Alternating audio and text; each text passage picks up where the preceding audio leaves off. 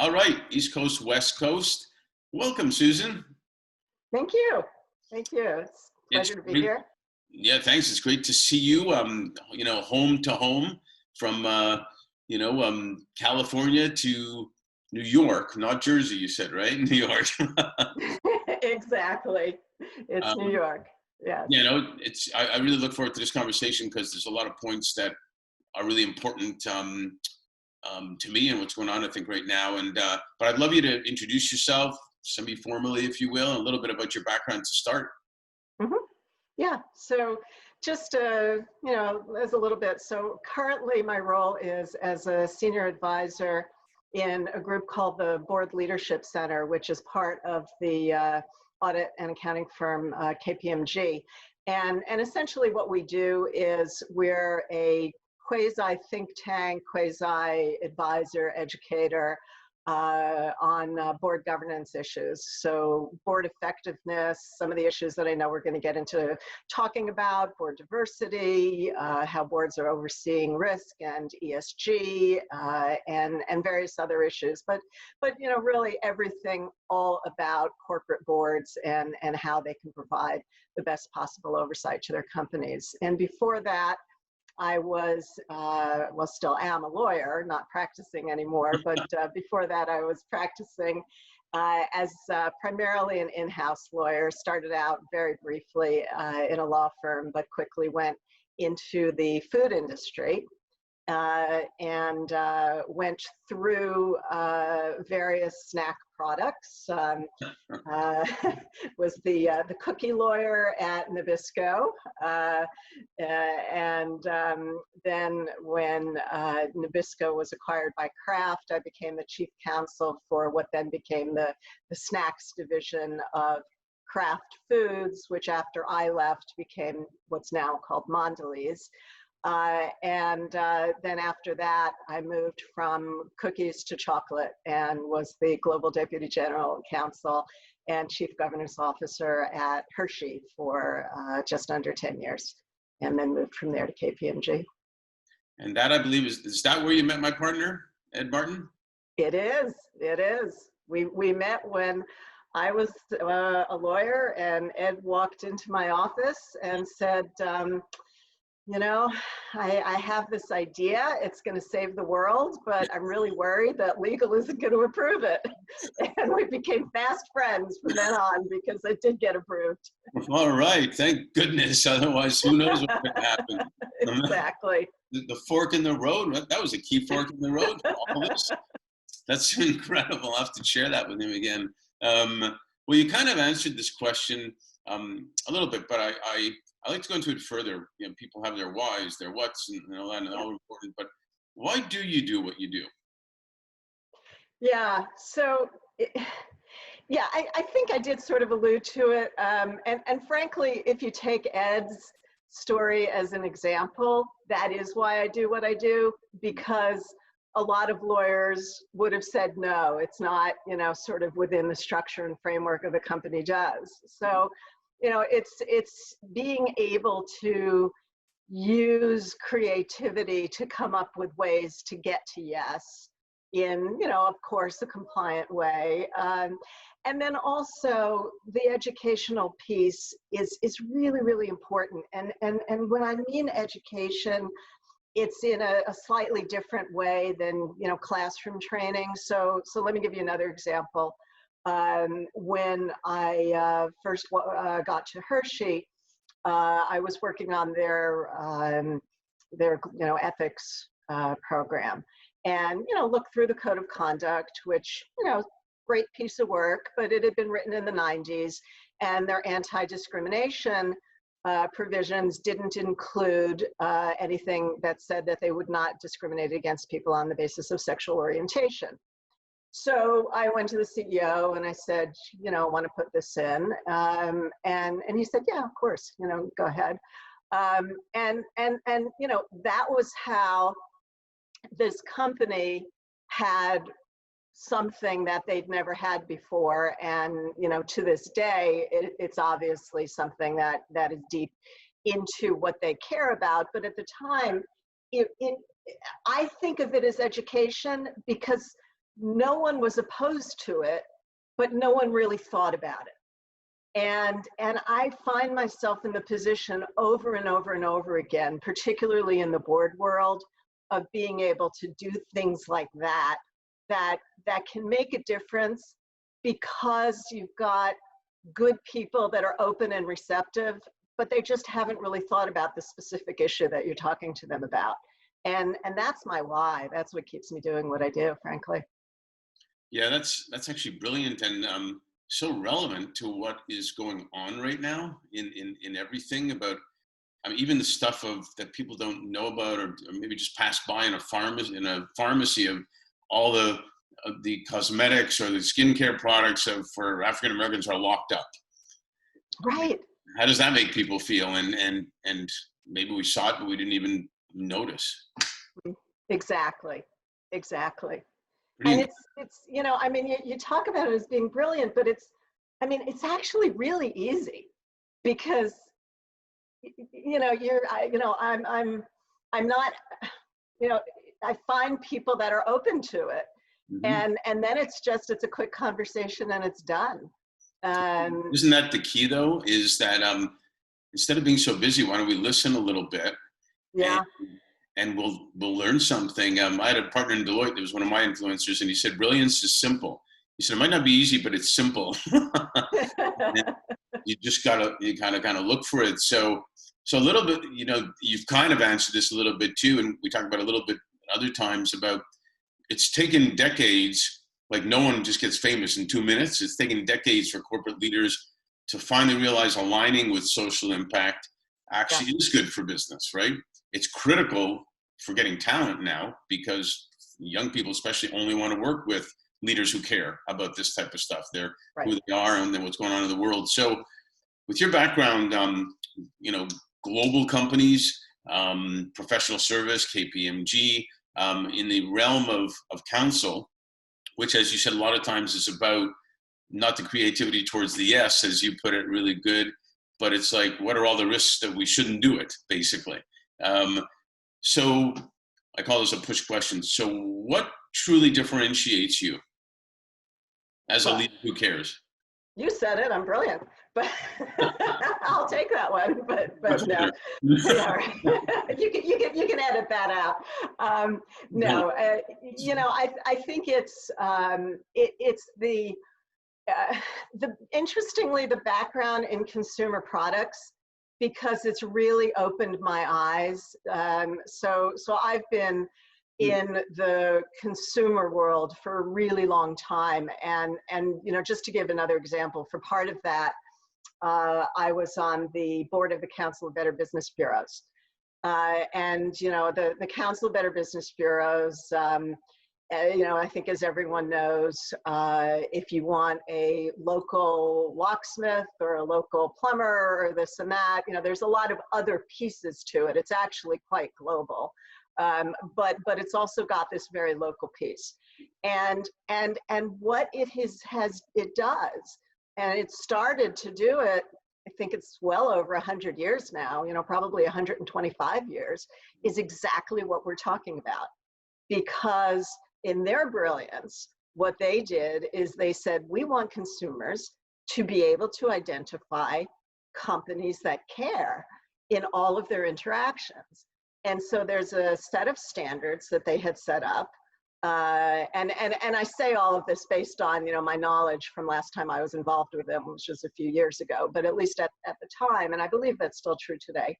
There's a set of standards, one of which says, I will tell the truth in what I tell consumers that my product or service is going to deliver, which again seems obvious, but it's not something to be taken for granted with a lot of companies. And number two, if a consumer has a problem with something I've delivered, I agree that I will abide by, and there's a sort of a set of processes to go through to resolve it. And so it's this commitment to consumers and this almost, badge, if you will, but something that identifies these companies to say, we are good companies, and what makes us good is we've agreed to, a commitment. And so, I've seen that in small companies through the Better Business Bureau Council. I've seen it in large companies through all of my work, both in-house previously and now in work with boards. And so I know how it can work well, and I know the pitfalls of what can happen when it doesn't work well. And yet brilliance is simple, because you would think if you're open with consumers and made a mistake or there's something happened or whatnot, and you listen and you do something. I always compare it to a coach or a boss. If the player makes a mistake on the field or the ice and comes to the bench, the coach yells at him and benches him and says, you suck, basically. Or says, let's talk about what you did wrong. This is wrong, this is wrong. Now get out there, we really need you. Type of thing. Your best return on investment is keeping that person and taking care of that, basically. It's not even that brilliant. It's not. It's really just common sense. But that's absolutely right. Yeah. So do you see then? My grandparents were super wise, and they would always say, I'm sure maybe your grandparents too, that with a Kiev accent, they would say, as long as you have your health, that's the most important thing, right? But it wasn't a line. That was for real for them. Yeah. Because of everything they've gone through, your health is the number one thing. So we got technology changing like crazy. You got COVID. We thought we had the biggest thing in the world happening there, which it was, because the whole world shut down. But then you got the right thing of finally racial injustice taking on too. I'm not sure what else we can take on at the same time. But what you're talking about is kind of like a little bit of an awakening, because people are seeing things, listening, having time. And I wonder what your thoughts are more about what our awareness is now going to be at work, at home, in our community, like between each other. Yeah, so I think we're at a tipping point.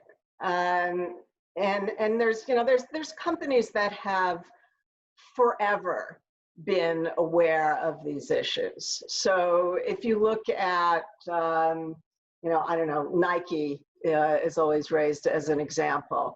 Has a predominantly or very heavily African-American consumer base. They've taken risks that other companies are now saying, oh, wow, maybe that's not so much of a risk. Maybe that's actually something that is good business, no matter who my consumer base is. So that's on the one hand. Something like a Ben & Jerry's, which on the consumer side has always just put stakeholders first. So let me back up for a minute and talk about one of the things that arguably has really changed, at least in the US, is this whole concept of stakeholder capitalism. Mm-hmm.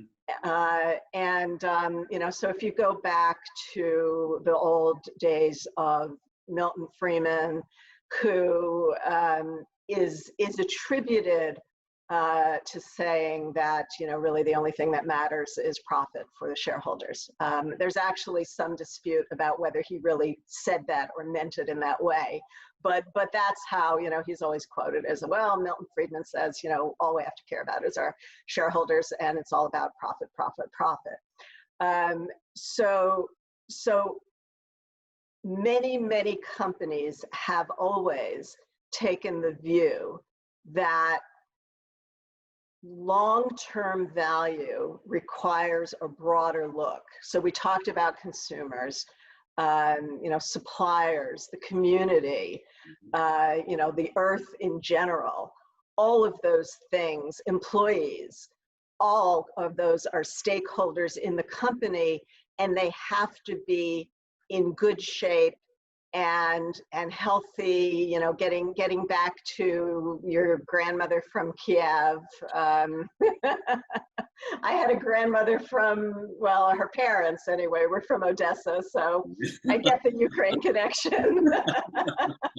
And then my others in their Hungarian accents and all that area. But anyway, that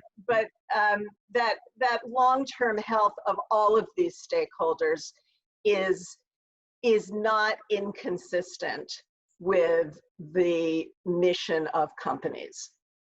And what changed about a year ago is that that's exactly what the Business Roundtable said. And so they have said, you know, we are redefining what we believe is the purpose of the corporation, to account for all of these stakeholders, including shareholders. And shareholders still play a very, very important role.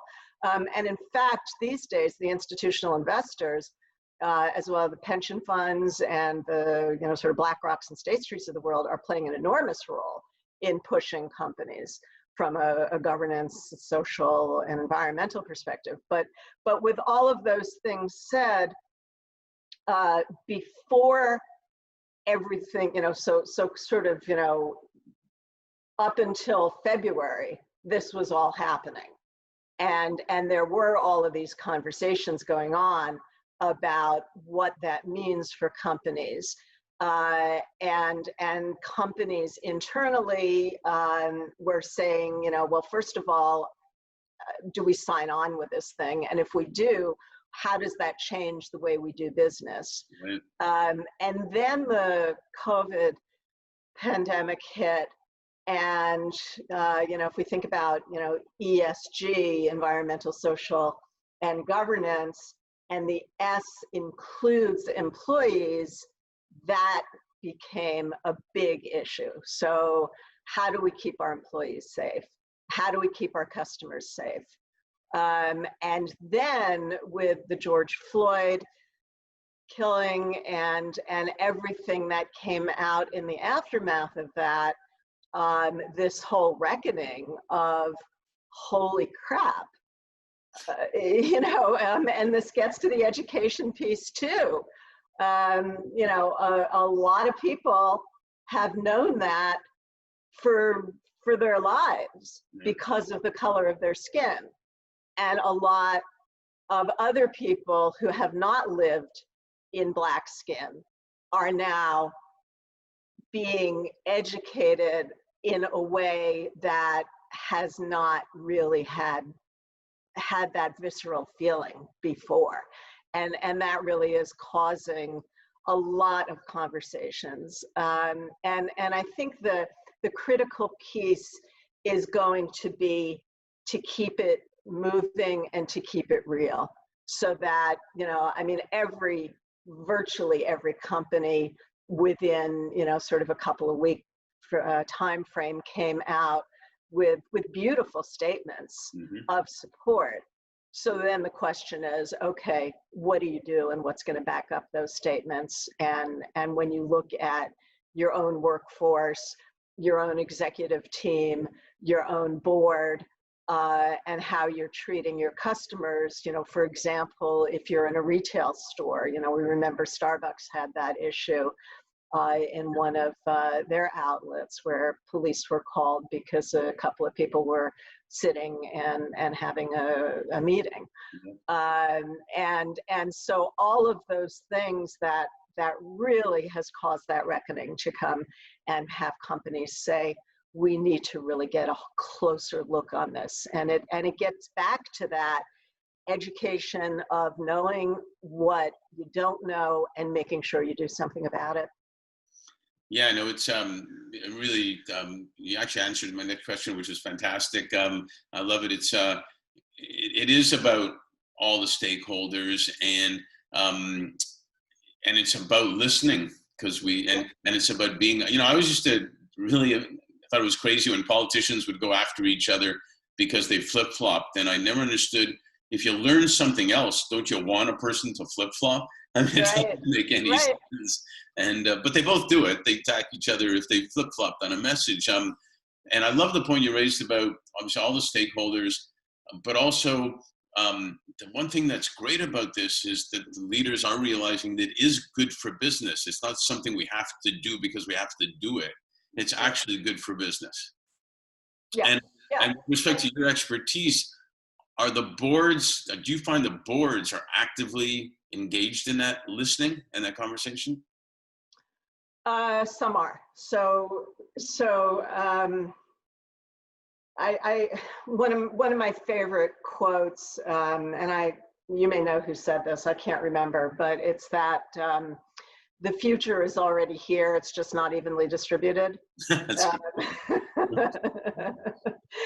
So true. that's, that's where it is there. But having said that, it is becoming more distributed. There are more and more boards that are saying, let's have a conversation about this, and let's not just talk about what the pretty disclosure document looks like.